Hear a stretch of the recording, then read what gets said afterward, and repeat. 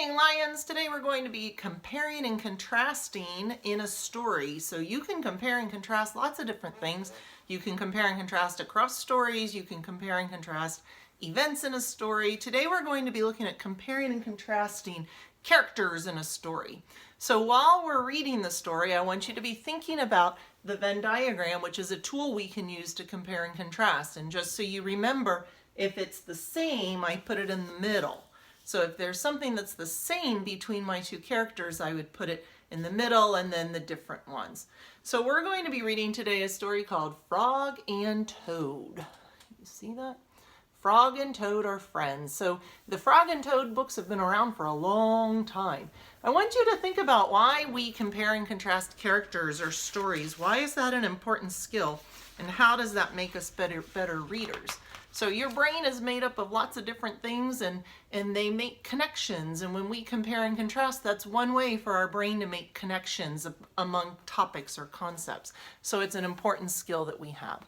So let's read Frog and Toad together. Let me see if I can adjust the lighting a little bit. Hold on. Whoop, whoop. Okay.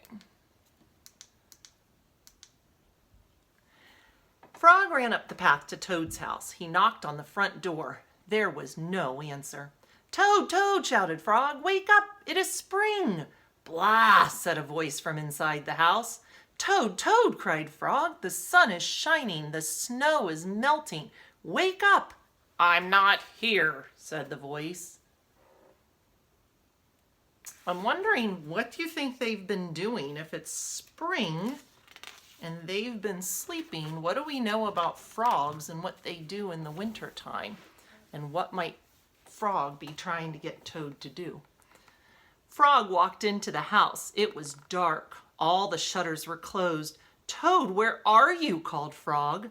"Go away," said the voice from a corner of the room. Toad was lying in bed. He had pulled all the covers over his head. Frog pushed Toad out of bed. He pushed him out of the house and onto the front porch. Toad blinked in the bright sun. "Help," said Toad, "I cannot see anything." Why do you think Toad can't see anything? And what character trait might we assign to Frog right now? What's our text evidence that would support that? Like, I would say that Frog's being pretty determined to get Toad out the door. What is our evidence that Frog is determined? "Don't be silly," said Frog. "What you see is the clear, warm light of April, and it means that we can begin a whole new year together, Toad." "Think of it," said Frog. "We will skip through the meadows and run through the woods and swim in the river. In the evenings, we will sit right here on this front porch and count the stars." "You can count them, Frog," said Toad. "I will be too tired. I am going back to bed." I'm wondering, why did Frog say that they're beginning a new year together and it's April? We begin our new year in January. Why do you think he's saying this is a new year?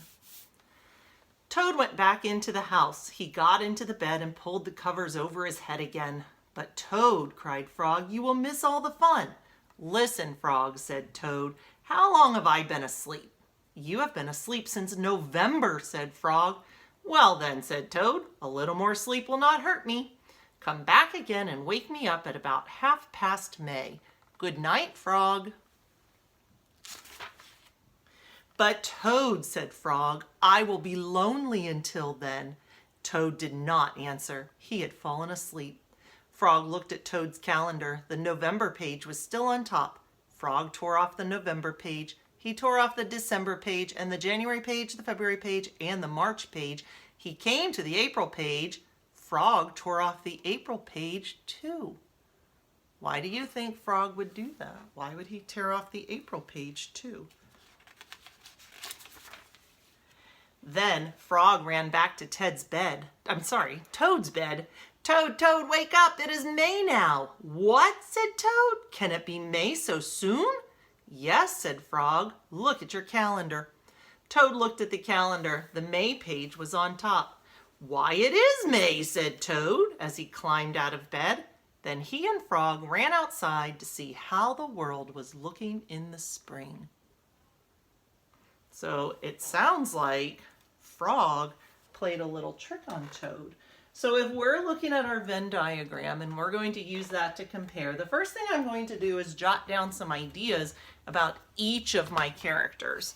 So I've already done that for you. So each of my characters. So these are some things about Frog. So I know that Frog was excited about spring. If you think back to the text, how did we know that Frog was so excited about spring? He had a list of things that he wanted to do. He went running into Toad's house and woke him up. He was ready to go. We know that he was determined to wake up Toad. He actually pushed him out the door. And that he tricks Toad, so I would say that he's pretty clever. Toad, on the other hand, wanted to keep sleeping. He was determined to stay asleep. He was too tired to do any of the things Frog wanted to do, and he falls for the trick. And so I used the word gullible. I said he's gullible because he fell for Frog's trick. So can you think of any way that Frog and Toad are the same? So we know that Frog and Toad are both animals, right? Well, we're going to call them a specific type of animal. We're going to call them amphibians. And we know that Frog and Toad have both been asleep. So what do we call that when animals sleep all winter?